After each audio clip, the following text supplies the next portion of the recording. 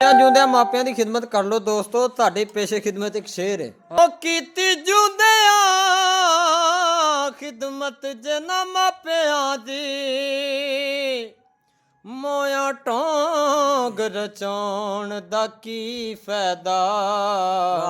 ਪਹਿਲਾਂ ਕੋਲ ਬਹਿ ਕੇ ਦੁਖੜਾ ਫੋਲਿਆ ਨਹੀਂ,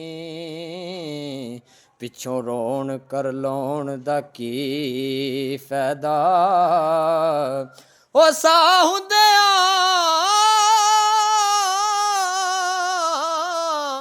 ਭੁੱਖ ਨਾ ਪਿਆਸ ਪੁੱਛੀ, ਪਿੱਛੋਂ ਦੇਗਾਂ ਚੜਾਉਣ ਦਾ ਕੀ ਫਾਇਦਾ।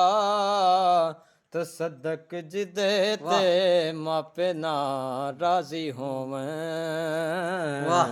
ਉਹਦਾ ਮੱਕੇ ਵੱਲ ਜਾਣ ਦਾ ਕੀ ਫਾਇਦਾ।